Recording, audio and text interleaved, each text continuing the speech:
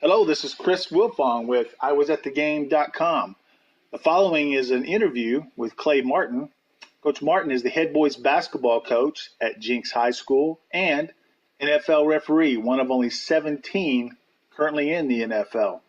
I want to thank Coach Martin for taking time out of his spring break to let me sit down with him.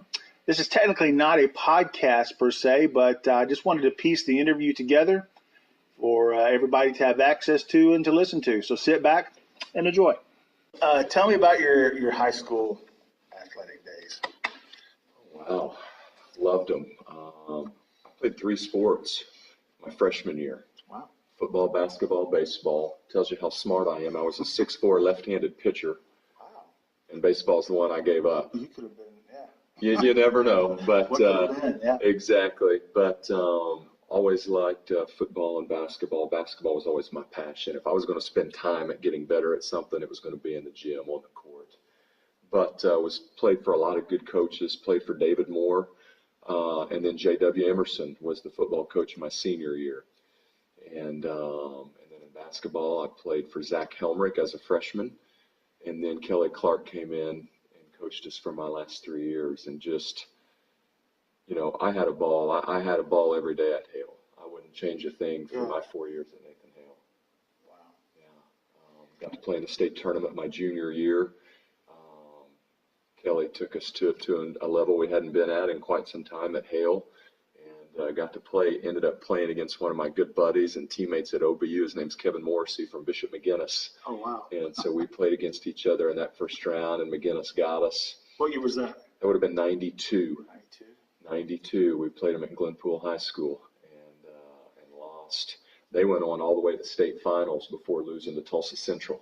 Oh, wow. And but loved Nathan Hale. Actually was not going to play football my senior year, and just, man, I'm going to start really getting in the gym and getting ready. My recruiting had taken off for basketball, but just wanted to be around my guys, I'd played football with my whole life, and so ended up playing and had a good time. But basketball was where my passion was when it came time to just being in the gym or working on fundamentals, doing things.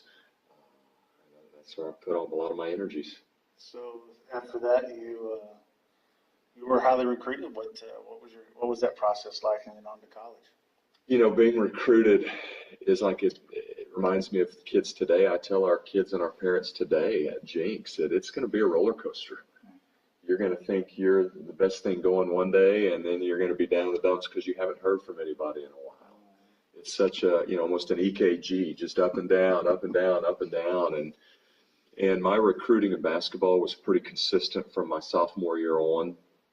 And my senior year in football, started getting recruited a little bit in football. I was having a good year catching the football. But just, in terms of my Division I opportunities, I bet it was 4-1 basketball to football. And, had the chance, took some visits to Kansas. And that was always my dream, I thought, coming out of high school. And then a really good player by the name of Jacques Vaughn committed to Kansas. And nothing needs to be said after that. Jacques Vaughn, Clay Martin, we're on 2 different levels. And so Who was coaching at Kansas? Coach Williams. Okay. And Coach Williams was there. But even beyond Kansas, just having opportunities at the mid-major and some SEC schools in basketball. But just felt like I was going to go to Tulsa, maybe with the opportunity to do both like I did in high school, and made the decision to sign with TU. So redshirt, I loved it. I got to play for a wonderful man, Dave Rader, guy that I just think the world of, and went and redshirted my first year. Gus Farrat was playing, who went on to have a really good NFL career. Chris Penn, really good wide receiver, went on to the NFL for a career. So redshirted that year, and then played the second year, and ended up getting to play quite a bit and catch some footballs. And just for whatever reason, it wasn't the 2-sport thing wasn't going to work out. And basketball, I just had missed it. Basketball was in my blood and wanted to be on the court. And had some opportunities from Division I schools that had recruited me out of high school, but I would have had to go JUCO a year or go and sit out a year because of the transfer rule. And I'd already been out basically 2 years at that point, my redshirt year and then the year I played at TU. And so set out that spring, and Coach Hoffman took a chance on me at OBU, a guy that had been out for a couple of years, and made the decision to go with Coach Hoff, and ended up having 3.5 just unbelievably good years. We went to the national tournament 3 times. Elite 8. Well, let me say it in order. We lost in the round of 16, lost in the national championship, didn't make it, and then lost in the Elite 8 my senior year. I ended up getting an extra semester because when I left TU right after Christmas, I wasn't a full-time student in the spring, and so that helped me at the NAI level, unbeknownst to me at the time. So I ended up playing a semester, and we made it all the way to the Elite 8. It moved from ORU to TU. But, you go back and you think, people always say, why did you play football out of high school? And at the time, I thought I could do both. But, 25 years later, now that I do what I do with the NFL, maybe there was some reasoning. Maybe there was a plan in there that I didn't know about. But just had a wonderful career there. And then followed Coach Hoffman to Texas Pan American and went to be one of his assistants when he left OBU. And got to go be a Division I assistant for Coach Hoff for 2 years. And Shannon and I just always felt my high school coaches had made such an impact on me, as did my college coaches, but just really felt like we wanted to be at the high school level. And so I left Pan Am and went to be the head coach at Tecumseh High School, right outside Shawnee. I was there 1 year, had the opportunity to come to get hired at Muskogee High School, was the head coach at Muskogee just for 1 year. Yeah. Wouldn't recommend that, 1-1, but had a good year, and we were in the Frontier Conference, and actually I think what helped me here at Jenks is we had a couple wins over the Trojans that year, and then this job opened up, and had the opportunity to get involved with it, and then the opportunity to basically come home to the Tulsa area and that was in 2003, and here we are. So when you in college, who's probably the best player you ever played against? Oh gosh, 2 come to mind right away. Jay Mock at Oklahoma Christian. Holy cow, he was so good. So good, hard to guard, so good with the ball, could shoot it from anywhere. And then at Oklahoma City University, Curtis Haywood.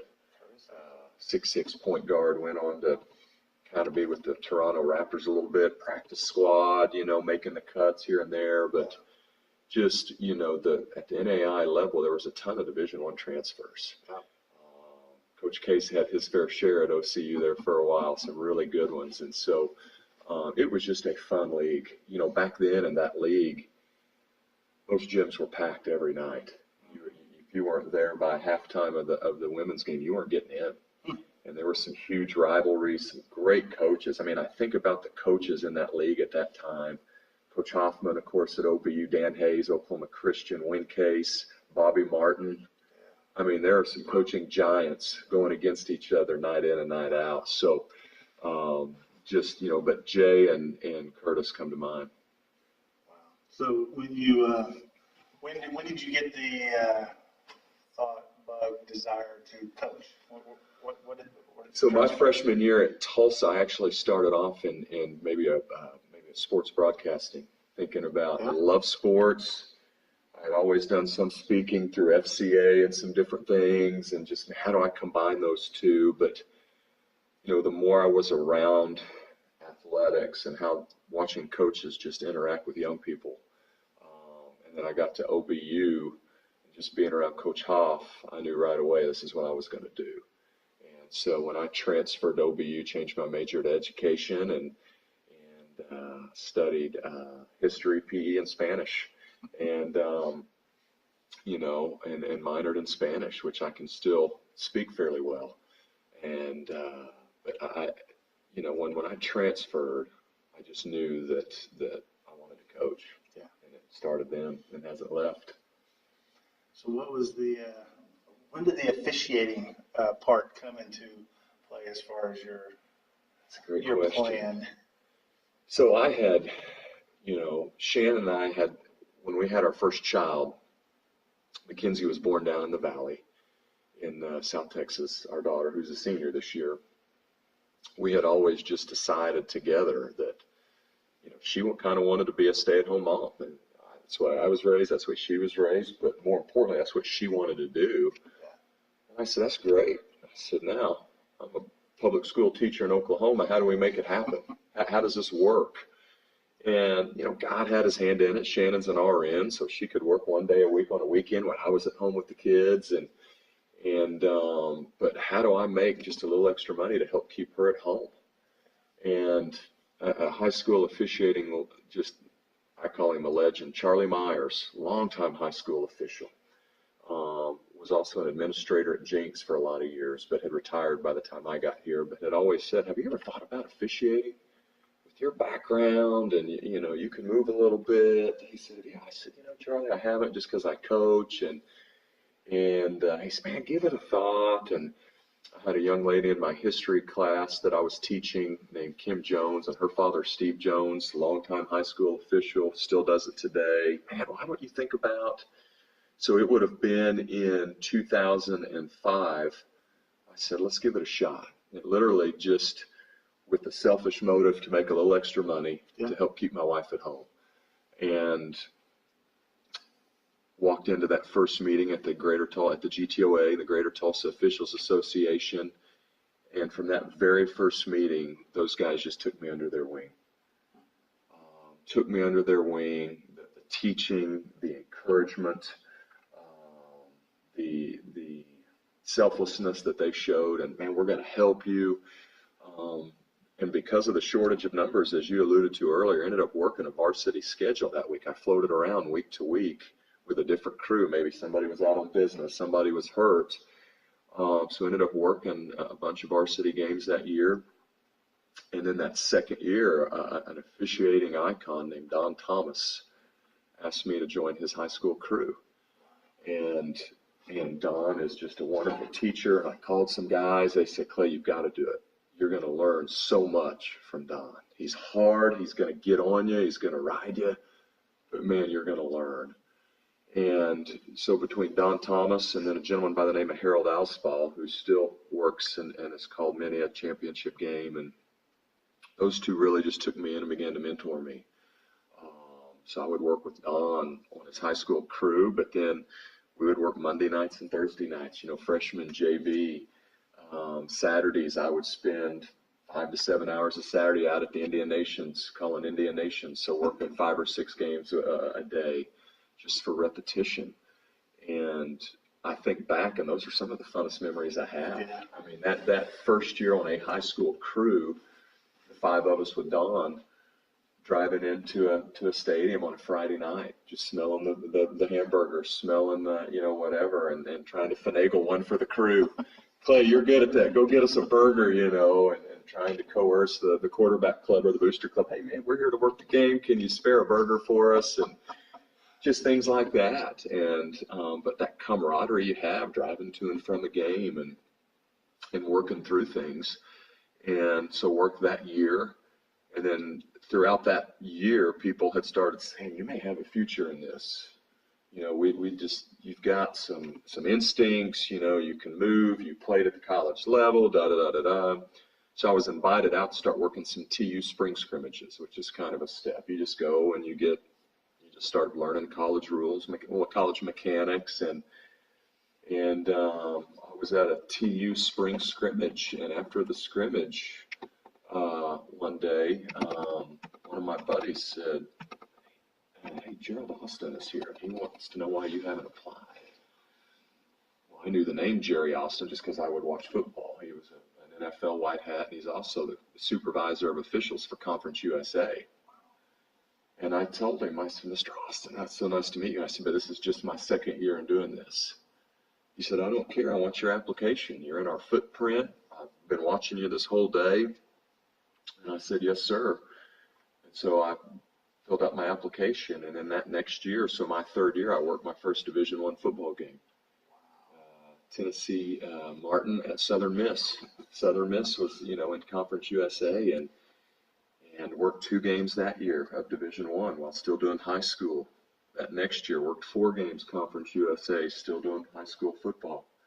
That 5th year, I was put on a crew in Conference USA, and just started kind of full time, and if you will, with doing Division I. Yeah. So your NFL career, how did that? It started the day Gerald Austin hired me in Conference USA. So much of that is done because Europe had gone away, NFL Europe had gone away, Yep. and that was kind of their training ground. Take guys over, let them work, evaluate them. This guy we like, this guy isn't ready, whatever. And so Gerald hired me, and then that same year I got hired in arena football, which had kind of become another training ground for the NFL. The NFL was involved with arena at that time, and so all of the supervisors I had in Conference USA, Gerald Austin, and a guy by the name of Ron Baines, who was head of arena and former NFL line judge, started saying, "Listen, this could be a path for you." And so I started, again, working Conference USA, and then after my 5th year in Conference USA, that offseason, Gerald said, "Hey, Martin," he said, "you're going to referee a game next year." He said, "The NFL thinks they see you there one day." I said, "Excuse me?" He said, "That's what they're saying." And at that point, it still didn't register that I may be considered in the NFL one day. It just wasn't a thought. I watched guys in our league in Conference USA who I thought hung the moon, who were way better officials than I was. I'd worked several postseason assignments with guys, bowl games, conference championships that I would put on a totally different level than me. So I worked a game at referee that year. But before that happened, the spring before, it would have been March of 14. March of 14. I get home from school one day. We're getting ready to leave for a spring break trip to Angel Fire, New Mexico. And my wife said, "Hey, listen, somebody left you a message on my phone, but some guy from the NFL has called you." And I said, "Honey, that's the National Football League." "Oh my gosh, I didn't even think of that. Oh my gosh." Because when I started doing arena, when I was hired in Conference USA, we were sharing a cell phone. That's how far back this was. Wow. So they had called that number. So I called the NFL back, and 2 weeks later, I'm flying up to Park Avenue to interview with the NFL. Wow.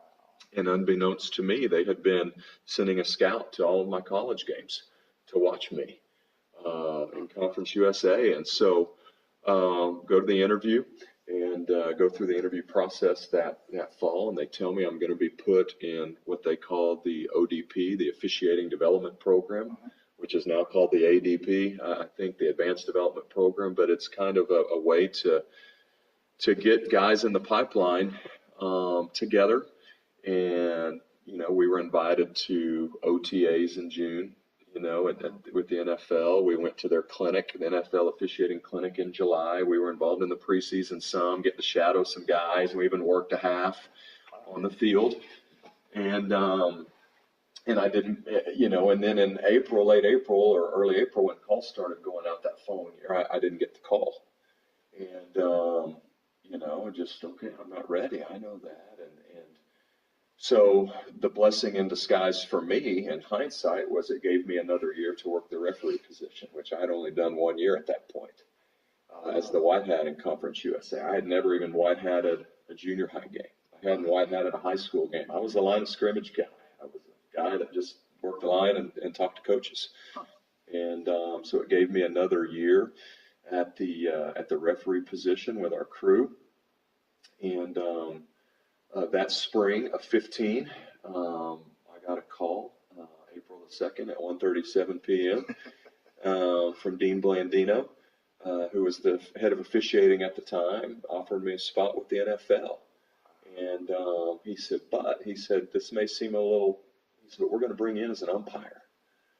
And he said, "We want you to have," because in the NFL, the umpire's in the backfield with the referee. In college, he's over by the linebacker still, and we want you to have that backfield look because, Clay, we think you could be a referee in this league one day.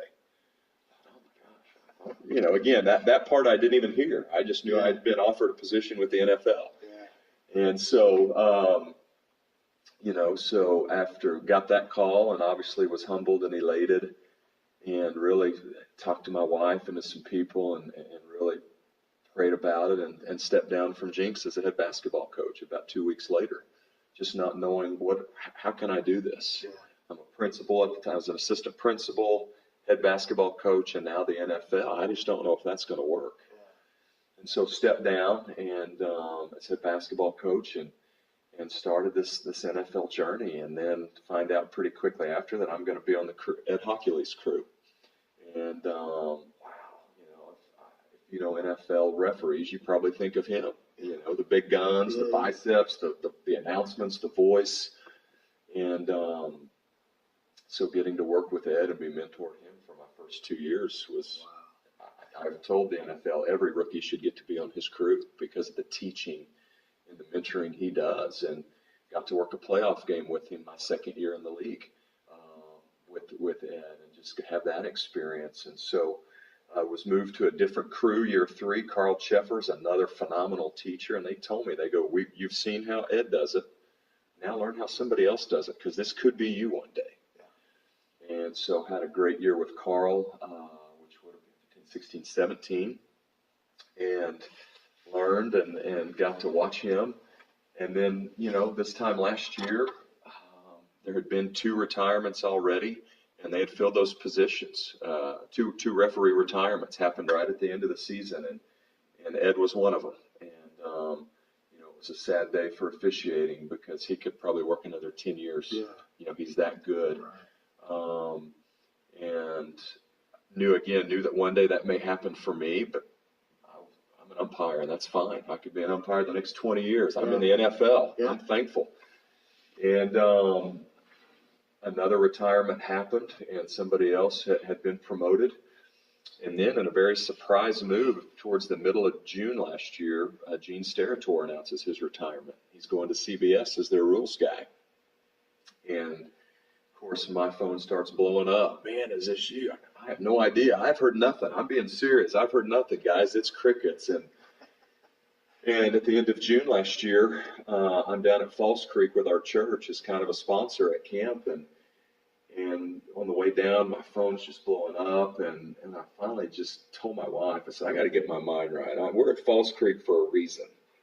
And I said, my mind and my heart are not in the right place. And just really trying to put this anxiety of, am I going to get moved to referee, and what's going to happen, just put it away and focus on why I'm at Falls Creek.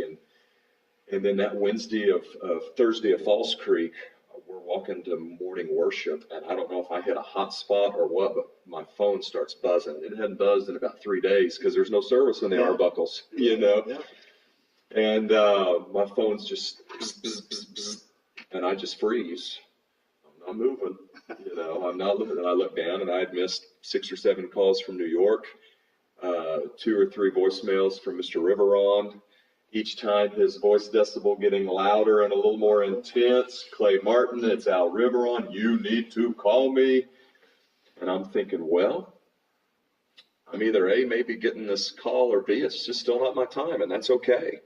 And so I don't move, and I call him back, and on June 27 last year, he said, hey, Clay, he said, I told him why and apologized. This is where I'm at. I have no service. Please forgive me.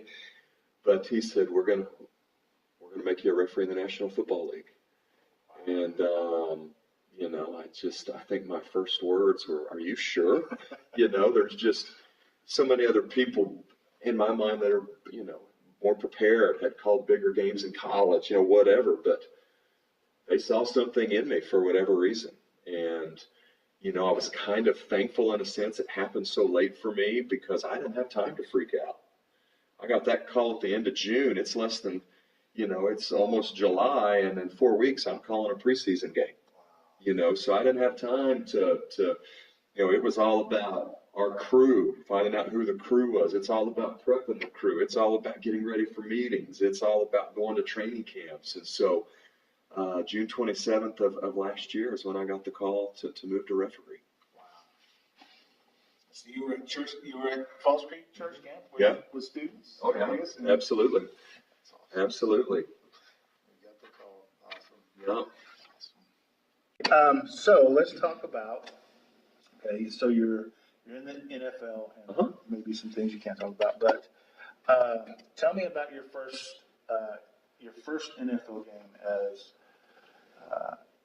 a referee. As a referee, Yeah. What was that like? I remember struggling to sleep a little bit Saturday night because you just literally you're humbled. And I remember driving from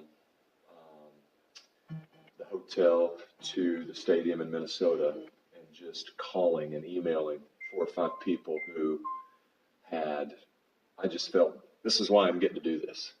This is why, Gerald Austin, Harold Oswald here in the GTOA. Don has been dead for several years, but I emailed his wife, who was still alive at the time. And you just, holy cow, I'm getting ready to go do this. But there's so many other people who have paved the way for me, who have given me the opportunity. And it's just, so it goes from that emotion of, wow, I'm getting ready to really go do this, to, geez, I hope I faced the right way on my first announcement. I don't want my first announcement, them to be staring at number 19 instead of my face. And Is my microphone on? it's yeah, I mean, I hope my first announcement's an easy one, But something some advice that Ed Hockley had shared with me, when this happened, he said, Clay, you're going to find out that the easiest 3 hours of your week is the game. He said, now that you're a referee, it's everything else that's going to take your time. It's the meetings, it's the emotions of the crew, it's the conversations with New York. And I remember getting to the stadium, having those thoughts like, okay, what's the first thing I have? Okay, I've got the TV truck, check. I've got the security meeting, check. I've got coaches meeting. I'm just wanting to get on the field where I can just take a breath and soak it in. And I remember walking the field, and one of the game day assistants there kind of broke the ice for whatever weird reason. He just said, hey, how's your high school team going to be this year? How are the Trojans? And he said it. How are the Jenks Trojans going to be this year? And I'm thinking, okay. So, and it proved to be true. It was just getting there, soaking it in.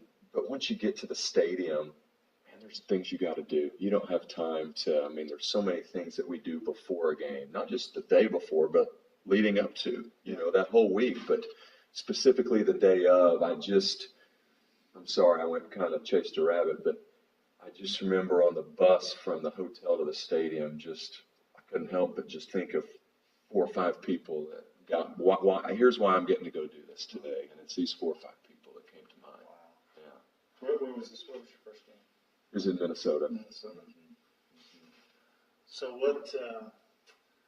do you know your schedule for the whole year? Before the year? No. So I think, back in the day, it's my understanding they used to, but right now we know about a month out. Okay. So you'll get a game, like we'll get our first game a month out before week 1.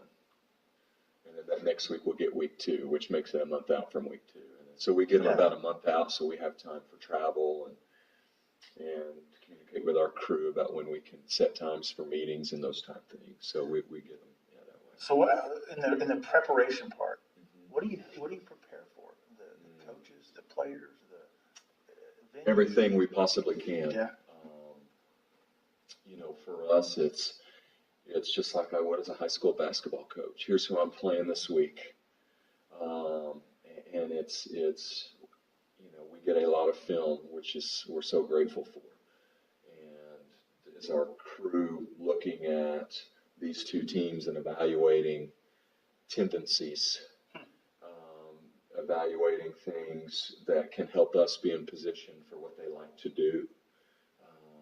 I spend a lot of time putting together clips for our crew to look at when we have our actual crew meeting on Saturday, when we get to that portion of the meeting. So it's a lot on the teams. It's also a lot of the the week before. Here's how our evaluation came back. What are things we can learn? What can we praise? What can we highlight from the week before? And what are some things we could handle better? So it's a culmination of things as we prepare. It's continued rule study. It's a year-round thing with the rules. You hope that when things happen on the field, it's not the first time that it may not have happened to you live, but maybe you've seen that on a video. Right. Maybe you've read about it and something triggers. And so for me, it's how do I put our crew in the best position possible to relax, stay calm, and even when things are getting chaotic, how can we just stay calm and work? Yeah. So I'm gonna ask about some cool moments, I guess. What's the coolest moment or thing that sticks out the most in a game for a game that you officiated, NFL wise? It's not a specific game, but there's always certain moments. Yeah, what's that moment? Where we're in a cold venue, and maybe it's a 4th and inches type play, and you're standing there and you're in your stance, and your breath is coming out, and you can see it, and two things come to mind. It's like, this is surreal. Am I really here? It's 4th and inches, and I'm wherever. And then secondly, it's like, you got to hold your breath, or you're not going to be able to see the guys you're supposed to be looking at. This breath, and it's really like, it's just the almost surreal. I mean, you're in an NFL stadium on a Sunday afternoon, and it's 4th and inches. Yeah. And here you are. Pinch yourself. Okay, focus. Let's get ready to work. So, and that happens every week at some point. Yeah. It's just, golly, I'm really down here on the field getting to do this. Okay, back to focus, dude. You're going to miss something if you get too, but it's just those moments that remind me every week of how grateful I am that I get to do that. There's 121 of us, so you're just thankful every week. I just express thanks and gratitude that I get to do that. Yeah. Where have you not called as far as stadium wise that you kind of look forward to going to and calling? Or do you think about those things? I don't. I mean, the question comes up, have you been to every stadium all the time? And the answer is no, I haven't. We were talking about that the other day. I have not called in Atlanta. I have not called in Arizona. I think that was it at the time. Yeah, those are the two that I haven't worked in. Doesn't mean I haven't had those teams, but I just haven't had them at home. Right. Yeah. That's interesting. I don't think there's any rhyme or reason, but it's just, those are the two stadiums I haven't been to. Do you communicate with I assume you do, communicate with the players? Absolutely. Quite a bit. Oh my gosh, yeah. Are there some things you can tell us that are pretty interesting about some of those communications? No, I think, listen, I've tried to always use my role as an official the way I hope as a basketball coach, the way I would want somebody to talk to me. Even when as a high school basketball coach, I'm starting to escalate, I'm getting intense, I haven't shut up yet. How do I want that official to respond to me? Right. And I think that's helped me as an official in football. Yeah. Because, man, there's emotional moments. There's intense moments. There's always going to be, there are plays that everybody in America knows what happened. There are plays where, man, it's kind of a tweener. It's kind of close. Which way is it going to go? But I want that rapport to be there. And especially, as an umpire, I was always in there with the line, O-line and D-line, because those were my guys. Yeah. And as a referee now, yeah, it's still the O-line. But, man, now that quarterback and we better have some rapport, some type of relationship. And so for me, it's just communicating when I feel it's appropriate, and I want to over-communicate it and let them know that we can talk. I don't want our first communication to be when something crazy's happened. Right. I want that relationship to have already begun from as soon as I shake his hand, both of their hands, during warm-ups. Hey, how you doing? Those guys know you. This is your, I've just finished year 4, and they know you now. They know when I was a rookie, I would hear it every week, Yeah. And but they know what else you do. they'll ask about my basketball team sometimes, So for me, it's just knowing and hopefully creating a line of communication that they can come to me. I don't want them to get escalated and go to another official in the field. Just talk to me, Right. Talk to me. And so that communication, I feel, is paramount. Right. Because these guys they're the best in the world at what they do. They know when they've made a mistake. They know maybe when we've missed something. They know when it's those tweeners. Right. And, to me, that relationship and that communication is going to cover a lot of that. Good, bad, or when it's good, bad, or indifferent, So that communication's huge. So you handle that as far as a quarterback's concerned. You handle that different, one that you built a rapport with. You've been around for a few years, but then you get the new guys. Mm-hmm. Baker Mayfield, Holmes. Mm-hmm. What's that communication? I know going into that. Yeah. What do you? How do you break that ice? Or what do you? I try to treat it the same way. Yeah. Whether they're a 15-year veteran or a 5-game player, right. It's listen, if there's anything I can give you, help you, talk to you about, let me know. Some guys are quieter than others, mm-hmm. but I want them to know that if I'm not giving them something that I can give them from an information standpoint, right. Talk to me. Yeah. Let me know, and listen, I can give you whatever information that I can. Right.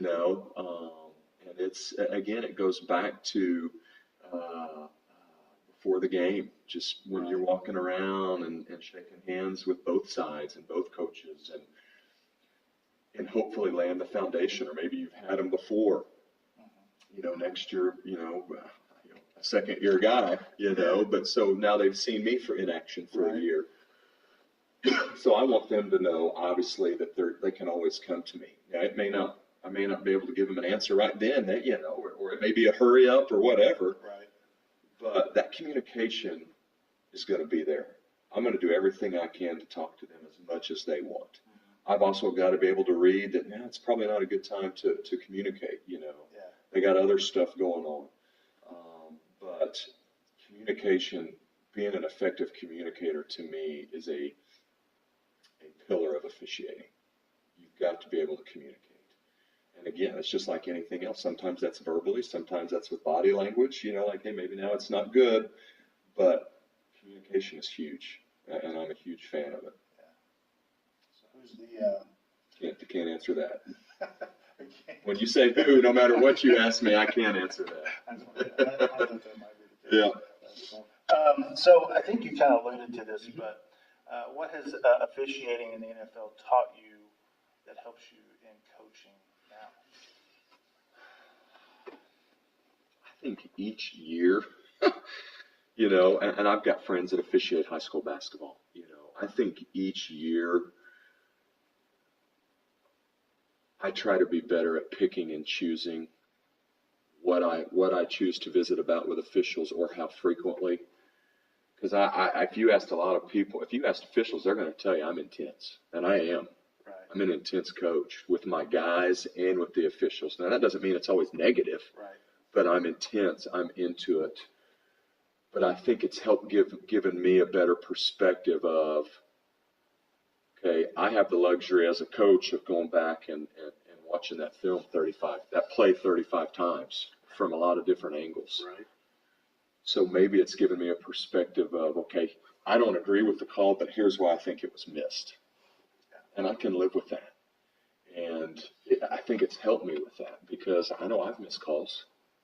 Yeah. Good heavens. And here's why I've missed it. And maybe it was a mechanic. Maybe it was positioning. Maybe, who knows why. Maybe I'm looking at the wrong area. But, it's given me an appreciation for what they do, especially in basketball. Holy cow. There's so many bang-bang plays.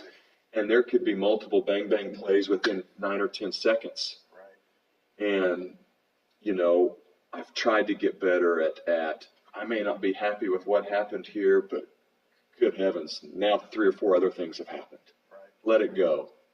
And obviously it's a joke, but it's serious. And I can't think of one time in 15, however long I've been a head coach, where I've complained and they said, you know what, you're right, and they've changed the call. It's not going to happen. So why do I do it? Maybe an out of bounds or something, but his buddy had a perspective. But on a foul call, hopefully I try to get better at just communicating and not questioning. Right. Doesn't mean I always do that. I've got a ways to go. But it's given me a better perspective on what these guys do, the time they put into it, the commitment they give to serve our game, and that, what they're trying to get it. They're trying to be the best. Right. And that's all we can ask for. Right. Yeah. Right. So it's an everyday deal. I get on that plane, pop in the thumb drive, and it's the TV copy. So I don't have the views I'll get on Tuesday or Wednesday when I get a box from New York that has a hard drive in it, where I can see the high 50, the end zone, all the different views. Right. But I leave with the TV copy, and for wherever I'm flying to home, it's my initial review based on the camera angles we have. Wow. Sometimes those TV, on a tight play, you're going to see a lot of good replays from TV.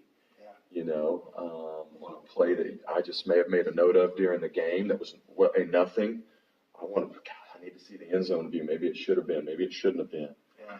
I critique my announcements like crazy. I have buddies we critique each other. How could I have said, especially when it needs some explaining, So it starts. I kind of work when people ask me that when I speak. Instead of starting on Monday, like the work day, I start the day we leave the stadium because it kind of dictates my week. So as soon as I'm on the plane, it's on. How do you fit coaching into, say, October, November? Jenks has been unbelievably supportive. When they asked me, when I had the opportunity to come back 2 years ago, I didn't know I wasn't a referee at the time. I was still an umpire. Yeah. And they've been hugely supportive of me, even as a college official. So I always tell people, I get to do what I do. Number one, my wife. She's the rock of the family. She, especially when I was doing college and our kids were younger, and Dad wasn't around to get, sister to soccer and Chase to whatever, and missing some of those things. But Shannon's unbelievable. The administration here has been great, and then my staff. Now in a weird way, the NFL has actually helped me with travel, because now my travel, once the season starts, is typically Saturday, Sunday. I'm back Sunday night by midnight. Yeah. So I'm not missing, like in college football, I was missing Friday practices because I had to fly out Friday to be there for a Saturday game. So now I typically, leave Saturday morning and I'm home Sunday night, and then the week starts over again. Huh. But my staff here, several of us have been together for 13, 14 years. Yeah. We've had a great staff, and so, and in my role at Jenks, and just, but it's really helped me even as a grown man. I've got to manage time. Right. It may mean I'm working over my lunch break with some foot rule study. It may mean I'm getting up a little bit earlier to watch video, because when I get home, it's family time. That's, when we get home, we're gonna eat dinner together. We're gonna sit at the table together. We're gonna have talks. But yeah, it's August is the toughest time, because the preseason, usually everything's happening during the week. There's hardly any Sunday games in the preseason. So now it's managing work and everything. If I have a Thursday game or training camp during the week, once the season starts, the travel gets, it's a lot, but it's usually, call it easier, just because it's a Saturday, Sunday deal. Right. It's a weekend thing. Wow. Yeah.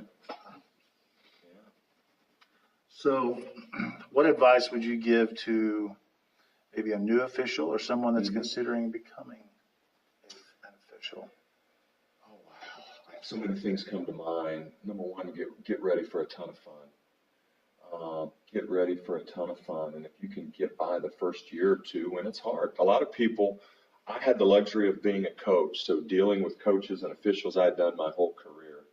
Some people have never been yelled at in their life. Some people have never had anybody over their shoulder telling them that they weren't very good. They've probably done the yelling, but yeah, exactly. But I think that the camaraderie is unbelievable. You can develop friends for life. Trust the process. this is because people ask me, God, man, that took a long time. And then arrogance is not what I want them to hear, but my journey was quick. Right. My journey was quick. You know, they say if you're not hired by 50, you may not get in because your window to work is so. Now, who knows if that's the policy or practice, but, you know, from my first day as an official to when I got the call was 10 years. You know, 10 years. And a lot of things happened for me, but there's so many good officials in this state that have been doing it 20, 25 years and still driving 6 hours in their own car to go work a game because they just love what they do. But to trust the process, it may not happen. You know, you may not get a varsity football game your first year, which is probably the way it should be. But just because of our numbers, they have to get guys out. And then thirdly, find a mentor. Who's a guy that you can go to and be real with? I think I screwed this up. How do I fix it? You know, I think, listen, this happened to me. I've never seen it on the field. What could I have done? And then lastly, and I think it's huge, and people ask me all the time about high school officiating. We've got phenomenal high school officials, but I think where we're missing the boat is find a way to get film. Find a way to get film, because how else are you going to learn? You're never going to see that. You may see it here, but you're never going to see that play again. And we started doing that on Don's crew, and I would just email the high school football coach, hey, listen, we're just trying to evaluate ourselves. Can you send us a copy? You know, nowadays with computers and links, and it's so easy, but find a way to study yourself or critique yourself. It's the only way you're going to get better. And so it's given, this game has already given me way more than I've given it. Just with the resources, now with the resources, because you're a part of the Shield, you know, the training we get, the film we get, the critiquing we get, the camaraderie. It's like Ed told me, he said, my nickname's Blake, on his Blake. You're one of 17 people in the whole godforsaken world that get to do this now. And when you say it like that, it's like, geez, this is pretty cool. Yeah. But when you just say, yeah, I'm an official, you're humbled and you're grateful, but to some other people, they're like, oh, okay, cool, you know. But when you say you're one of 17 people in the whole world that wear a white hat in the NFL, you're humbled. Yeah. You're just humbled. Why me? First of all, why me? So it can be a totally wrong. I truly think I would still be doing high school had none of this ever happened to me. I loved it. Yeah. My goal is to work a high school football playoff game. I've never done that. Really? Because I had back then, it was years of service. You had to work 4 years before you could work a high school playoff game. And my journey happened quick. And so maybe one of these days, after hopefully a long career on Sundays, when I work high school again, I want to work a high school playoff game. That's how much I love officiating. Yeah. I would, like I said, I know I would still be doing it, even if it was still just high school. I love it. Yeah. So where do you see yourself doing in? I know you hate those questions. I hate those questions. Where do you see yourself in 20 years? I mean, oh man, that would make me, jeez. Let's do 10. Where would you see yourself in 10 years? Still doing what you're doing? I love it. Yeah. I love it. Yeah. You're so thankful. Every Sunday, as I said, we give thanks. At our crew devotion, we have a lot of guys who commit to doing that every week on our crew, all of our crew. And just the spirit of humility and gratitude of, we're really getting to go work an NFL football game today, you know. And so I love it. Absolutely love it. And as long as I'm doing both groups, as long as I'm being able to be the best official I can be, and as long as I can serve this program the way they want it to be served, and they'll have me, I love getting to do it. Yeah, I mean, November, December get a little crazy because now basketball is full throttle. But, you know, like I said, my wife, the admin, our staff, they've had my back for this long. They continue to carry me. Yeah. And, you know, like I said, as long as I feel like I can do the very best job at both, why not do both? Yeah. Why not? arguments here. So it's good stuff. Clay, I appreciate it very much. Oh, yeah. A lot of just very cool insights and information, and just get to know you better. Sure. And Pleasure's mine. that's Thanks very for cool. coming.